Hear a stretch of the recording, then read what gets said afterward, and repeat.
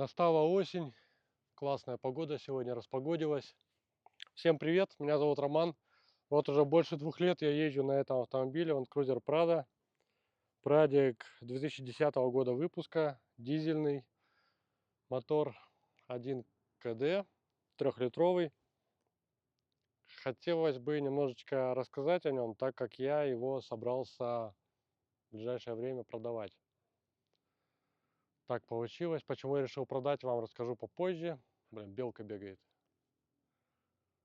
Белок тут много в этом лесу. Пока я его не продал, хотелось бы немножечко поделиться с вами опытом эксплуатации Прадика.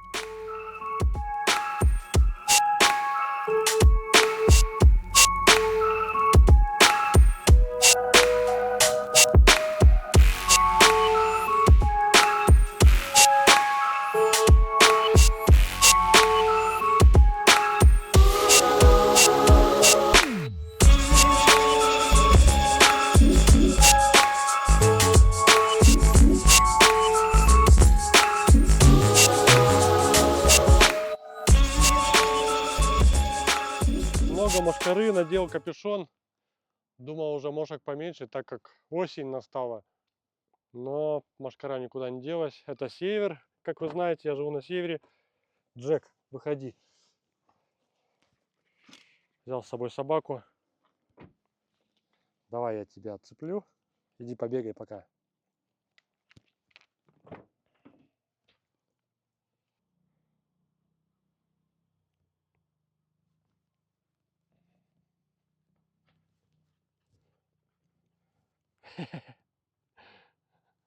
Маленький проказник. Друзья, в принципе, я подробно уже рассказывал про свой автомобиль. Кому интересно, можете посмотреть на моем канале другие ролики. Пока не стемнело, смотрите, я вам вкратце расскажу, что я сделал для себя после того, как купил Прадик. Обновил тонировку, потому что она вся уже была такая старая, знаете, исцарапанная. Потом поставил такие чехлы. Чехлы мне нравятся, вот уже состояние их за 2 года, в принципе, они выглядят как новые. Пошиты специально для Прадика. То есть, ну, как бы хорошо сидят. Так, фирма у нас Автопилот. Да, Автопилот фирма. В общем, чехлами доволен. Перешил руль. Смотрите, он тоже за 2 года в состоянии нового. Нигде ничего не затерлось. Руль я перешил. Подлокотник перешил. И ручку КПП. Вот. Поставил магнитолу. Давайте. Магнитолу тоже я, в принципе, показывал, рассказывал.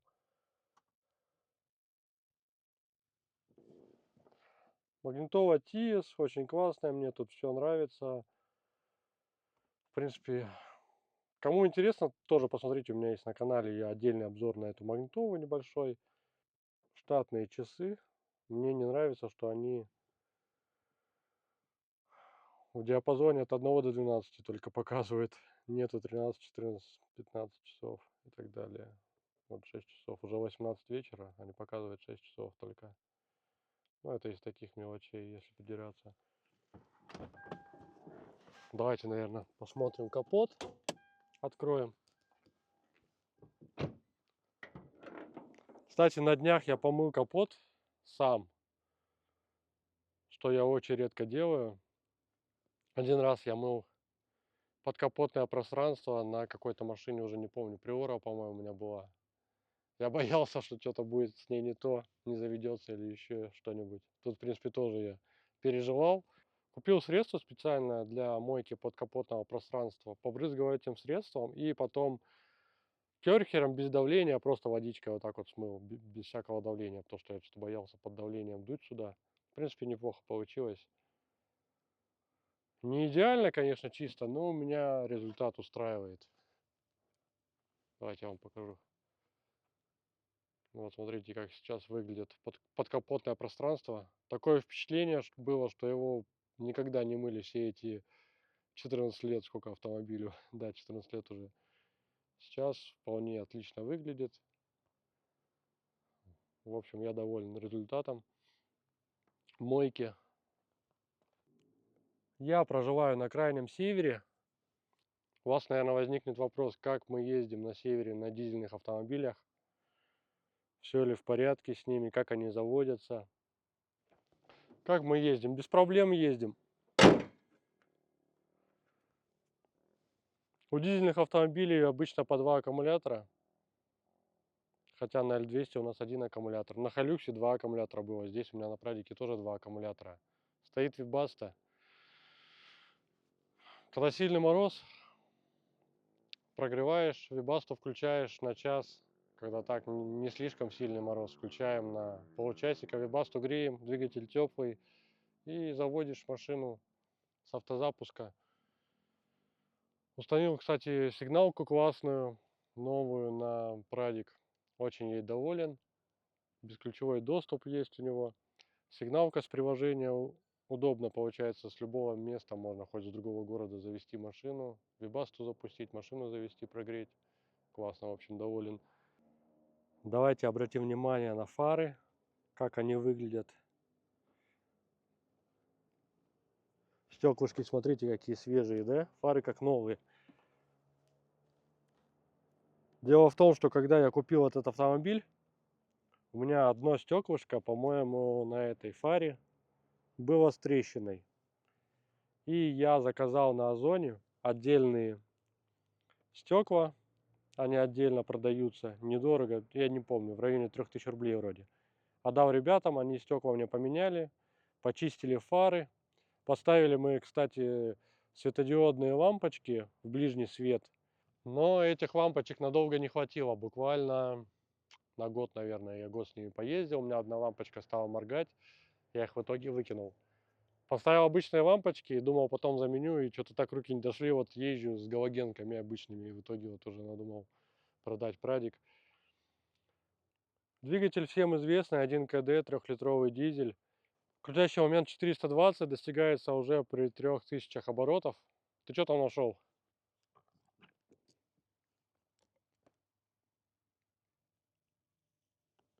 Джек радостный бегает, что его взяли на природу. Давно не выезжали мы с ним. В общем, ребята, автомобилем я доволен. Двигателем дизельным тоже. Ни разу не пожалел, что я взял дизель. Есть свои недостатки у дизельного двигателя и свои плюсы и минусы, естественно, у каждого автомобиля, у каждого двигателя. Да, ребята, что я еще вспомнил, это туманки. Я туманки еще менял. Вроде как все из таких вот вложений, что я делал, больше что-то не припомню. Но это из моих хотелок, что я захотел немножечко добавить в этот автомобиль. Резину зимнюю купил. Все, в принципе. Туманки давайте покажу сейчас, как они работают.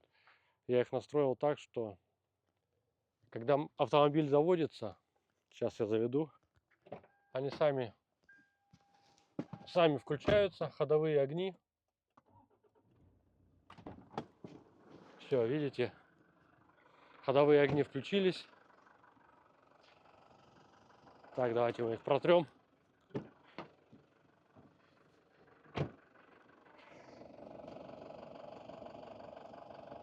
Очень грязно было, дожди шли у нас всю неделю. Да больше 2 недели, наверное, подряд пасмурно дожди шли. Осень настала. Все, в принципе. Так вот горят.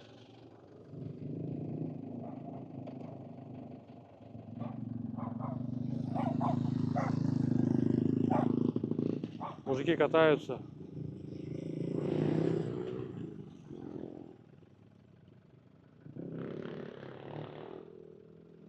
Джек за ними побежал. Дуралей.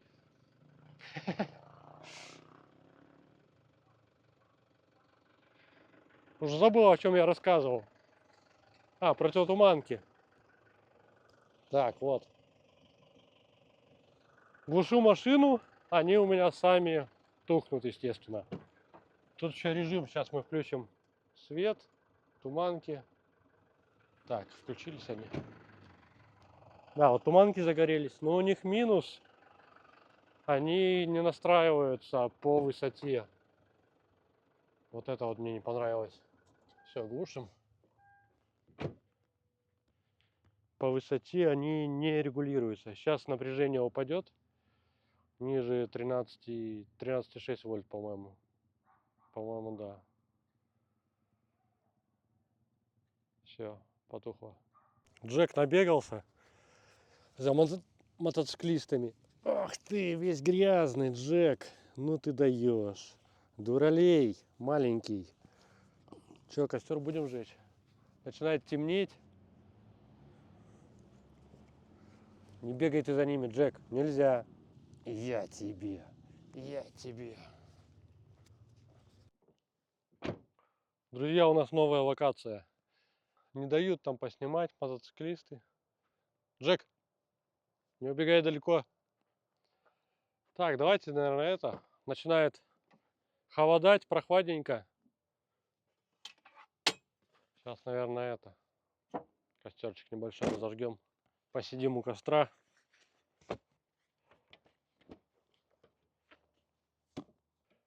Тут уже и ветки готовые лежат.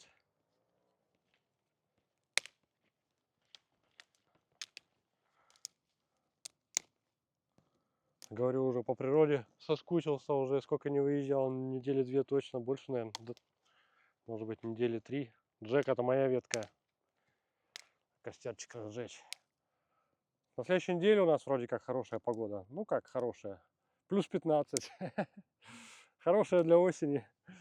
Вроде как это самое солнышко там будет. Надо будет съездить. Наверное, поеду на кемпинг. Сниму, кстати, видео для вас. Кстати, ребята, напишите в комментариях, как вам мои новые видео про кемпинг. Там фишка такая, что я ничего не рассказываю, просто я думаю, на природе особо не надо, в общем, ничего рассказывать. Слова, мне кажется, излишние. Я просто видел такие видео на ютубе. Отдай мою палку. И мне они как-то понравились, зашли и думаю, интересно будет самому попробовать снять в этом же формате. Так, где мои спички? Джек, не трогай мои палки.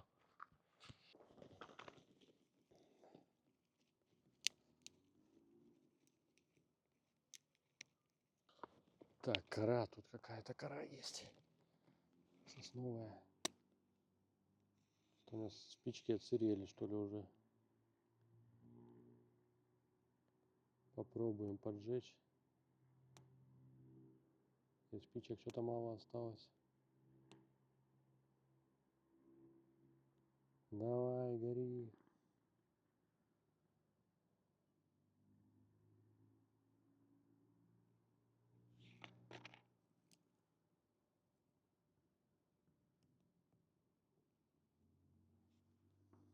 Так.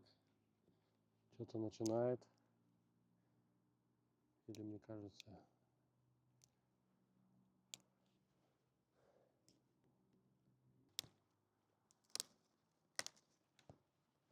О!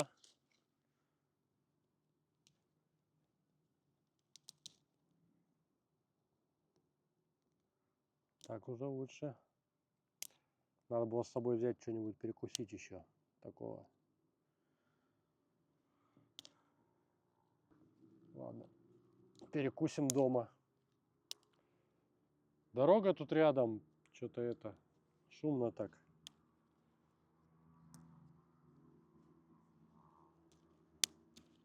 Хотя у меня новый микрофон, кстати, друзья. Кстати, напишите, как вам новый микрофон мой. Мне кажется, звук должен быть намного лучше. Не знаю, сейчас сильно нет слышно посторонние звуки. Как ездят мотоциклисты со своими глушителями бешеными.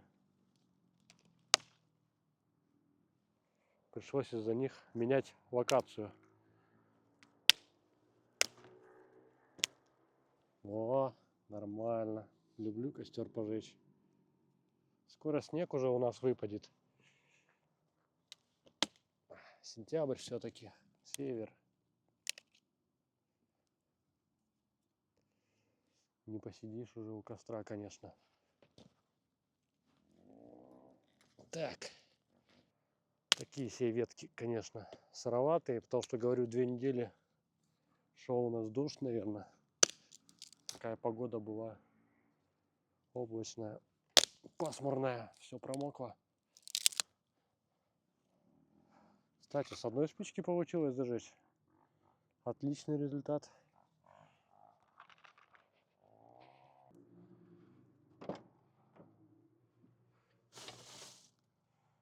Есть у меня такая пила.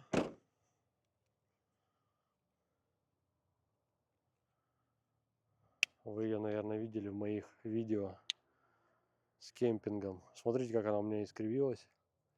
И никак я ее выпрямить не могу. Надо попробовать ее нагреть, наверное, феном и выпрямить. Потому что так она не выправляется. Она такая упругая,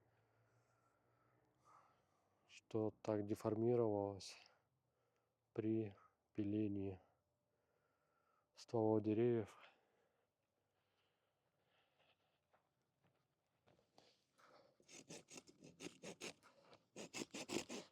Попробуем напилить.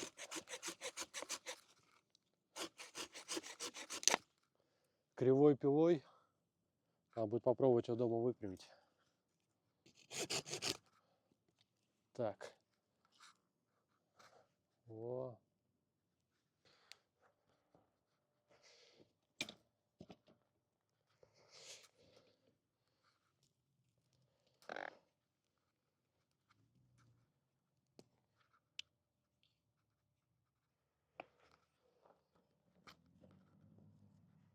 Даже не складывается, потому что такая кривая. Куда-то комары и мошкара пропала.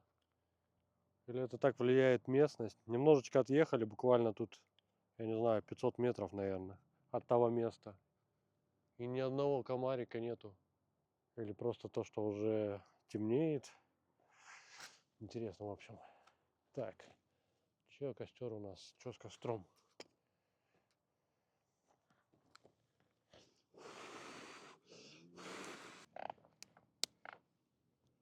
Подкинем еще дровишек.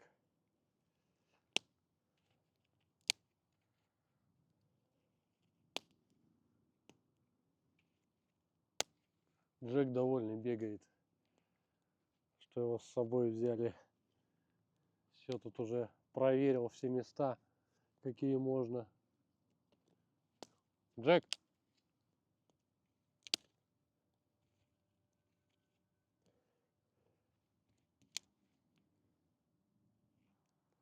Автомобилю обычно у меня недолго. Наверное, максимум пару лет. Хотя, ну да, 3 года, наверное, самое долгое мое владение автомобилем. Обычно год-два меняю автомобиль. Просто что-то охота новенькая. Охота добавить.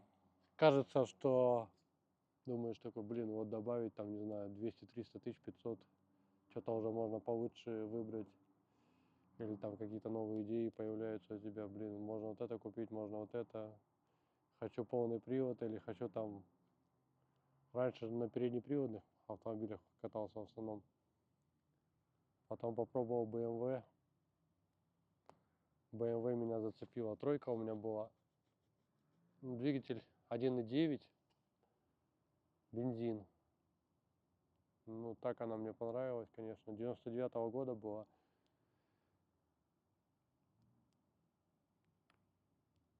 Были, конечно, разные нюансы, но я очень ее любил. В отпуск мы с ней, на ней съездили с семьей в Геленджик. Это получается от нас примерно ехать около 5000 километров в одну сторону. Через Москву мы ехали. Да, больше. Ну, 5000 точно мы проехали туда, 5000 обратно с собакой, с семьей. Было весело, конечно, интересно. Машина очень понравилась.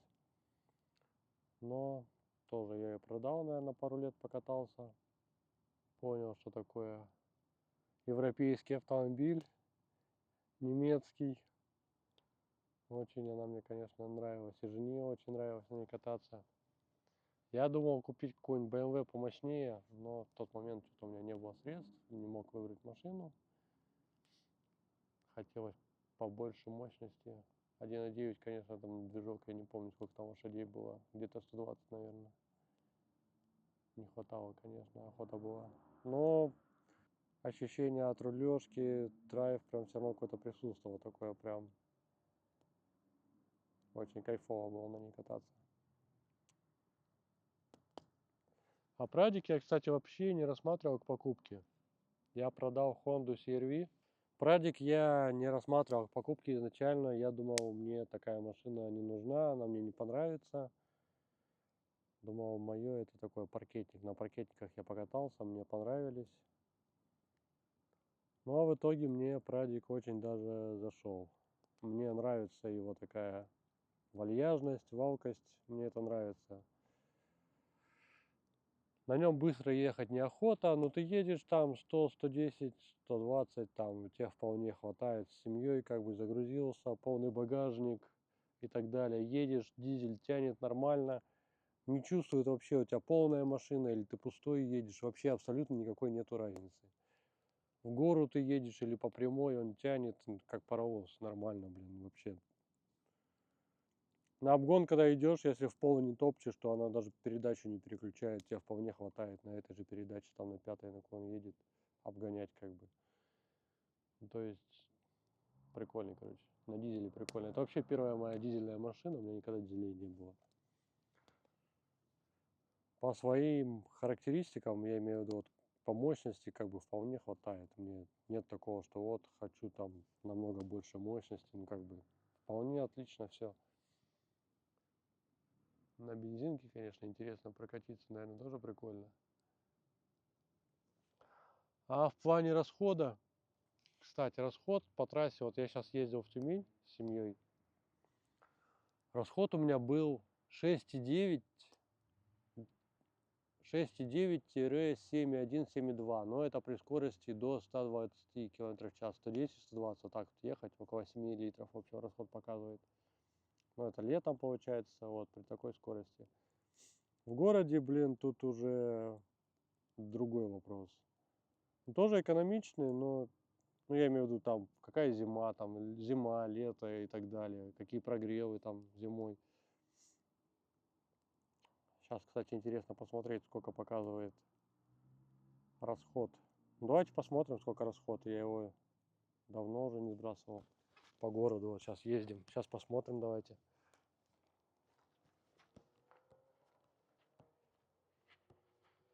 Давайте посмотрим наш расход.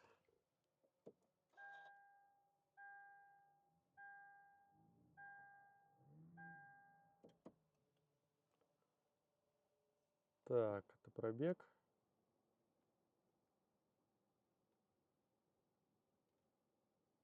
13,3 показывает расход. Вот. Вот, в принципе, вот так вот. Что-то много, 13,3. Не знаю, я за расходом вообще не слежу, не парюсь, как бы. Да, 13,3. Заправляюсь, я не знаю, раз в месяц, наверное, на нем. Город у нас маленький, много не ездим. В общем, если вы хотите экономить и ради этого купить дизель, ну не знаю. Экономия тут только на налоги, наверное, если сравнивать с 4-литровым прадиком, у которого там сколько там, 280 лошадей. Там налог уже, конечно, другая налоговая ставка, и налог уже будет приличный. Здесь 176, по-моему, лошадей, там налог вообще маленький у нее. А в плане расхода, если посчитаете, солярка же дороже стоит, чем бензин, правильно?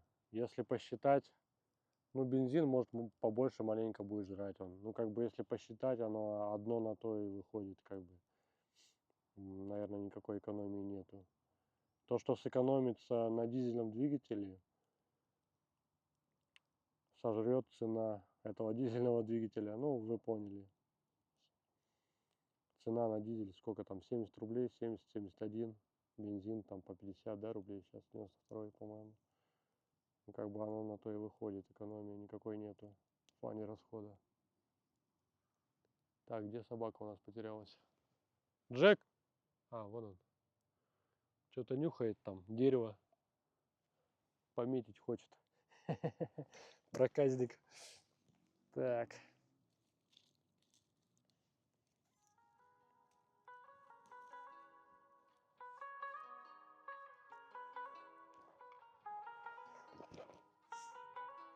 После того, как я купил прадик, так начал чаще на природу выезжать.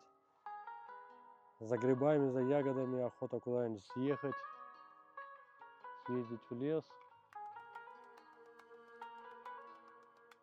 Но вообще стараюсь на природу выезжать каждые выходные, отдохнуть от городской суеты.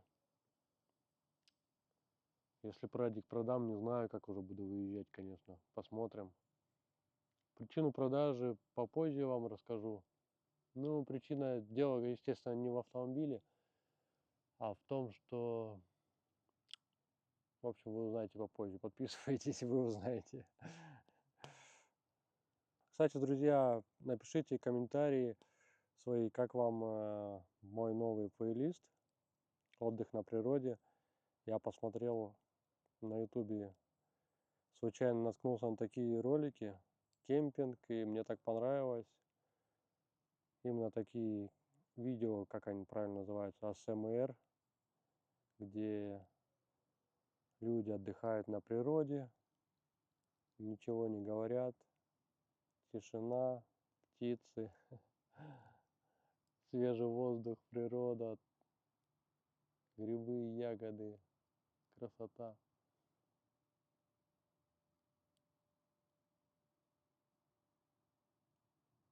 Понравились мне такие видео и решил сам создать, попробовать сделать что-нибудь похожее для вас. Может, вам тоже бы понравилось.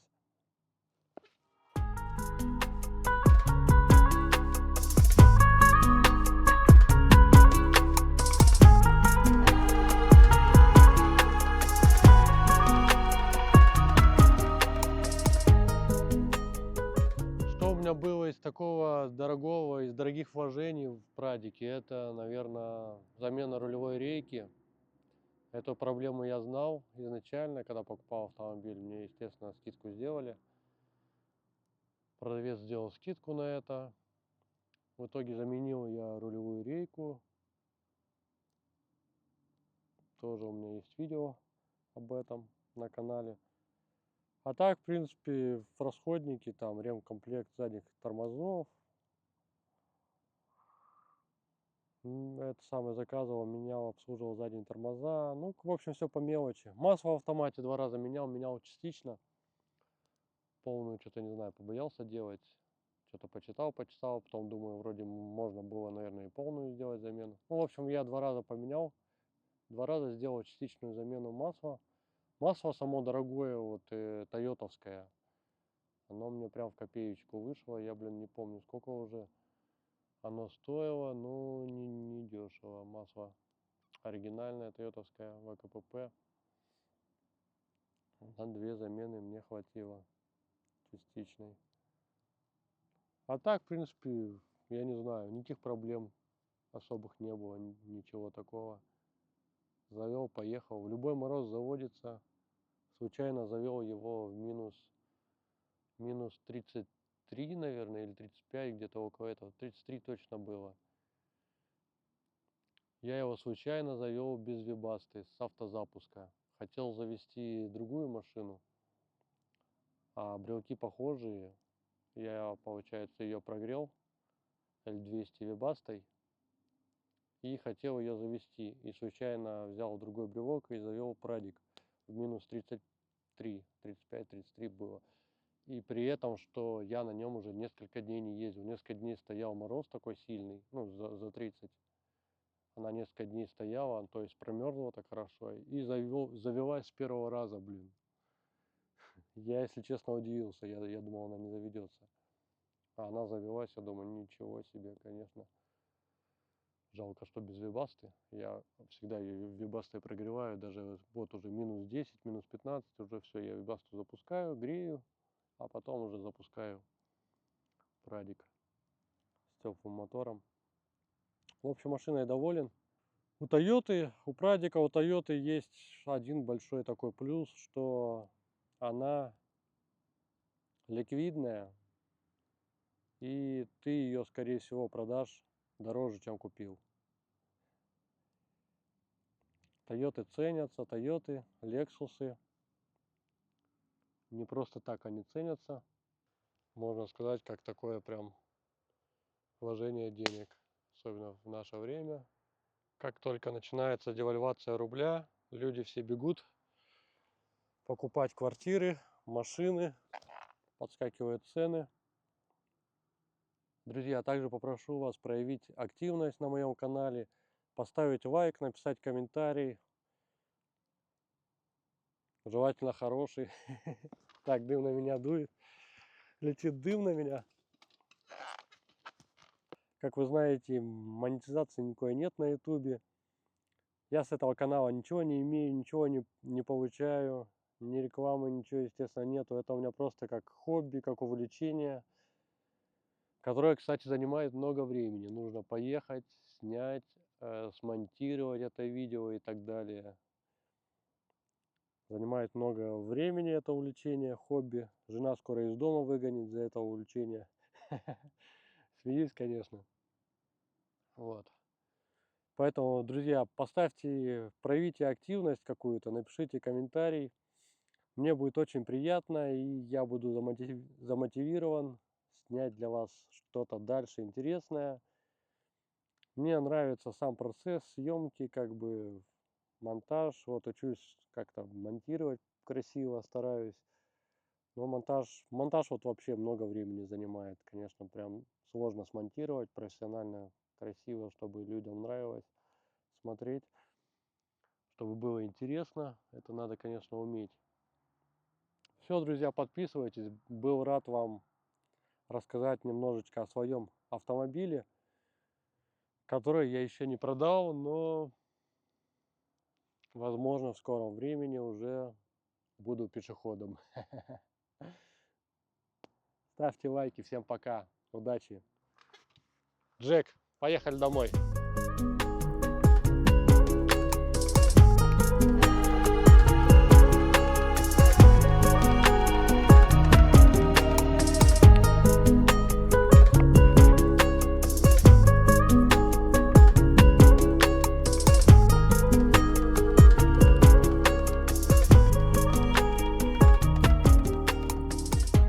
Джек, иди сюда. Джек, смотри, какой гриб. Иди сюда. Ты набегался. Домой поедем. Поехали домой. Поехали домой. Иди сюда. Тебя что, еще ловить надо, что ли? Ловить тебе надо? Сейчас поймаю. Ах ты маленький проказник. Иди сюда. Иди сюда, домой поедем. Вообще не поймаешь. Надо как-то его завлечь. Где палка? Где палка? Ну-ка. Где палка? На палку. На палку. Забирай палку у меня. Палку забирай. На скорее. Палку на. Джек. Неси палку. Где палка? Такой проказник. Ты куда гриб потащил?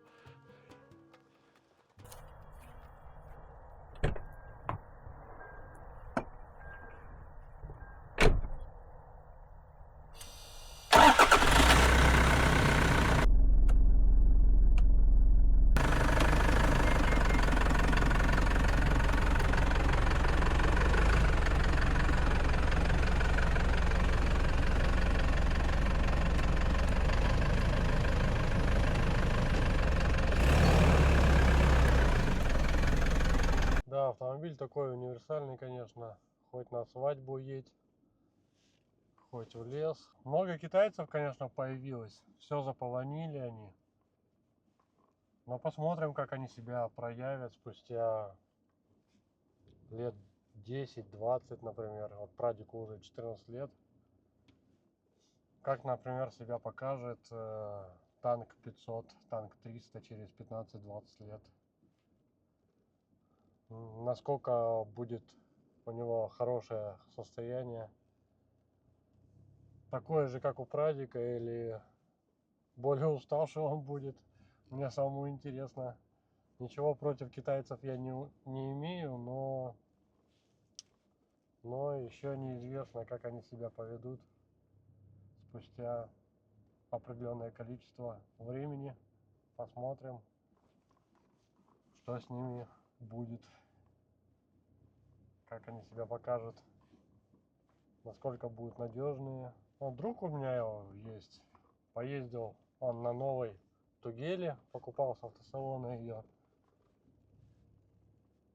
Я на ней тоже поездил, первые впечатления мне прям очень понравились. Очень понравился этот автомобиль.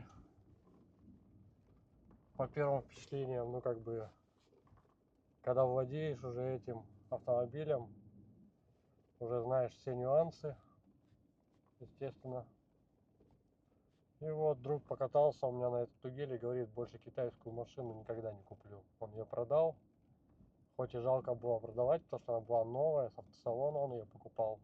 Я его, конечно, понимаю, сколько новый автомобиль берешь, туда все равно же и сигналку, и резину, зима, лето и так далее понеслась, там то, все, и там, не знаю, что, третье, десятое, столько вложений. А машина с автосалона выехала, автоматически уже теряет в цене, там, не знаю, 10%, наверное. Вот, в общем, он продал, говорит, никогда больше не куплю китайца, и купил Highlander. Ездит сейчас довольный, не нарадуется. Highlander, естественно, не новый, со вторички, но, в общем, он рад поддержанной Тойоте. Джек непослушный, еле поймал его. Убегает и все, не хочет никак домой ехать. Носится по всему лесу, как ненормальный. Сказал ему сидеть. Команду понимает, садится, к нему подходишь, сразу бежит. Чтоб ты его не поймал. Кое-как я его поймал.